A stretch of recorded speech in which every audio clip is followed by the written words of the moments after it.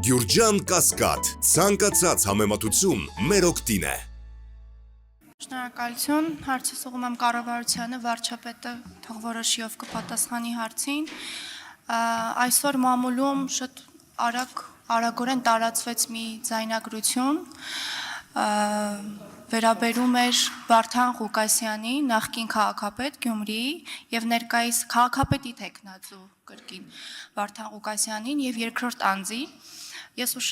իրավապահ համակարգի ուշադրությունն եմ ուզում հրավիրել այդ ձայնագրությունը նախ հասկանալ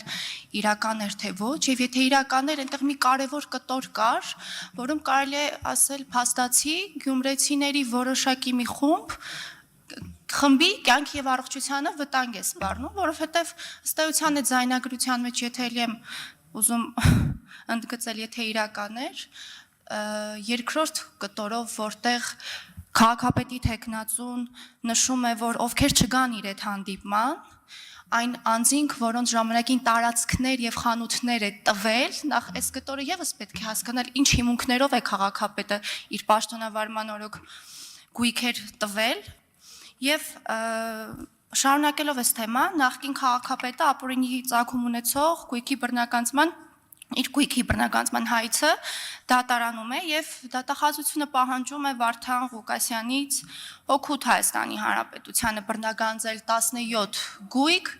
եւ 224 միլիոն դրամ։ Ես խնդրում եմ պատասխանել ինչ ընթացք կա նշածից վերաբերյալ եւ այս process-ը ինչ փուլում է գտնվում։ Շնորհակալ եմ։ Հարցին կպատասխանի Հայաստանի Հանրապետության վարչապետ Նիկոլ Փաշինյանը, համեցեք պարոն վարչապետ։ Շնորհակալ եմ հարցի համար Տիկին Ազարյան։ Մի մասով հարց վերաբերում է իրավապահներին, թող իրենք զբաղվեն։ Այն մասով, ինչ մասով ես ասելիք կարող եի ունենալ, ես այդ ասելիքը ասել եմ մարտի 9-ին կարծեմ Գյումրիում, ուրիշ ասելիք չունեմ, մնացած ասելիքը թող ասի գյումրեցին, իմ գործառույթն է, որ ապահովել, որպեսզի Հայաստանի Հանրապետության քաղաքացիները ազատ կամ արտահայտման հնարավորություն ունենան, եւ ես կարող եմ ասել, որ այն, որ դուք ասում եք, որ որևէ դուրս պրծուկ չի կարա Հայաստանի ընտրողի կամքին բռնանա։ Եթե որևէ դուրս պրծուկ փորձի Հայաստանի Հանրապետության քաղաքացու ընտրության կամքին բռնանա, ինքը շատ արագ կհայտնվի որտեղ ասեմ ասֆալտին, ամենաարագը տեղը։ Մնացածը թող գյումրեցիները ասեն, ես վստահ եմ, որ եւ գյումրեցիները, ոչ թե վստահ եմ,